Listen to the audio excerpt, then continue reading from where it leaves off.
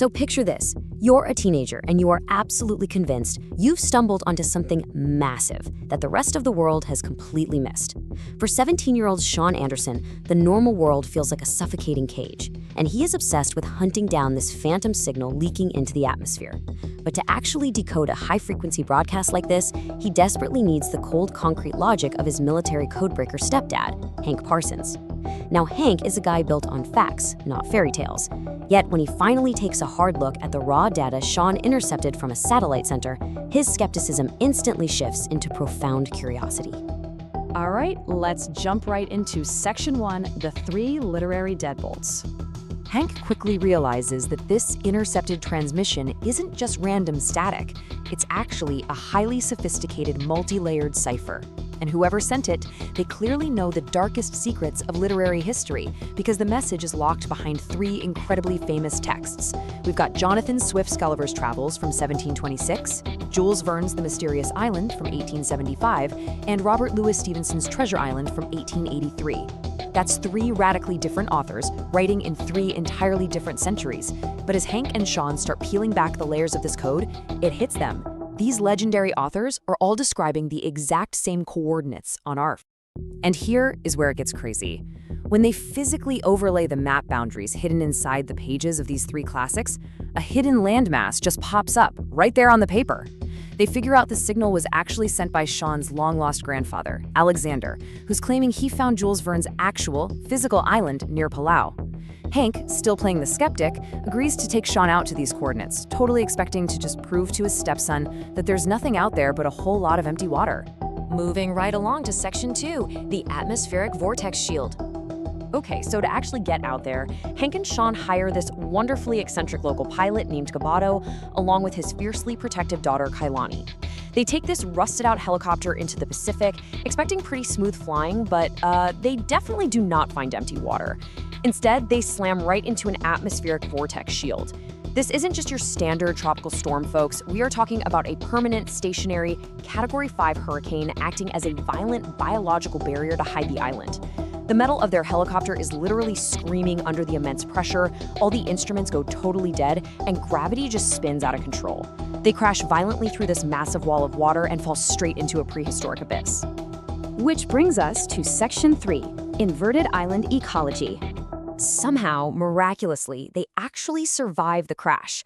But when they wake up scattered across the shoreline, they realize they've landed inside a living paradox. Every single rule of human biology, meteorology, and terrestrial physics they've ever known is just completely shattered. Out here, the law of inverted island ecology runs the show. The grand structures of nature are completely reversed. The apex predators of our world shrunk down to the size of harmless pets. I mean, you literally have miniature elephants the size of dogs just wandering around the brush. But the tiny pests of our reality, they have expanded into colossal titans with giant butterflies sweeping across the sky.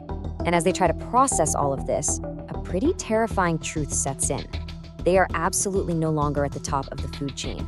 Like the quote says, they are microfauna walking through a giant's garden. They are basically bugs in this new upside-down world. Let's look at Section 4, a tectonic ticking time bomb. Shortly after arriving, they finally reunite with Sean's grandfather, Alexander. And he is doing great, full of manic energy, totally celebrating his discovery of the legendary stone arches of lost Atlantis. But remember Hank's cold, concrete logic? Well, it kicks in, and he notices something Alexander completely missed. There is a terrifying geological reality right beneath their feet. Hank sees liquid salt water bubbling up violently through fresh fractures in the rock. This proves the entire island is resting on a highly volatile tectonic subduction zone. The massive volcanic pressure that pushed this landmass up into the sky centuries ago has totally reversed. The structural integrity of the island hasn't just weakened, it has already collapsed. And the math here is just devastating. The Pacific Ocean is going to completely swallow this landmass in less than 48 hours. Just like that, this grand rescue mission instantly transforms into a desperate, frantic sprint against a watery grave. Now for Section 5, Resurrecting the Nautilus. So the helicopter is completely destroyed, the clock is ticking down fast, and they have exactly one hope left for survival: Captain Nemo's legendary submarine, the Nautilus. which Alexander thinks is hidden somewhere on the far side of the island. But getting there? An absolute nightmare. Every single step is a gamble with death. They have to sneak through the dense nesting grounds of the island's giant wildlife. At one point, someone accidentally steps on a golden-scaled eggshell, which wakes up this monstrous frilled lizard that is easily 80 feet long. Hank literally has to use his sheer physical power to distract the beast so the kids can get away. Later, they even end up riding giant bees high above the collapsing jungle canopy just to avoid being hunted by prehistoric swifts. And of course, as the continent enters its final death throes, human nature rears its ugly head. They walk past a volcano that is literally raining down liquid gold. Now, for Gabato, who is severely strapped for cash back home, this kind of wealth could save his family forever. But on a sinking island, gold is just extra weight dragging you to the bottom. In a desperate bid for the fortune, Gabato breaks away, totally splintering the group. Kailani and Alexander are forced into a frantic manhunt to track him down, while Hank and Sean sprint to the coast to find the submarine's underwater cave. Meanwhile, the sky turns pitch black, lightning is everywhere, and the ocean starts pouring over the crumbling cliffs of Atlantis. Hank and Sean dive into this dark, churning water, swimming down into a submerged cavern where, amazingly, they finally find the metallic hull of the Nautilus.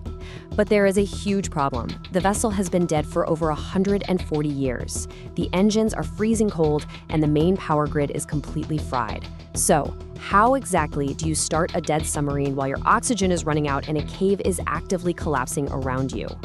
Well, the answer is Hank's completely insane, practically suicidal plan to harness the raw, deadly power of the island's wildlife one last time. Here is the play. Step 1. Hank swims out into the open, dangerous water carrying a massive harpoon cable. Step 2. He deliberately baits an attack from a gigantic electric eel.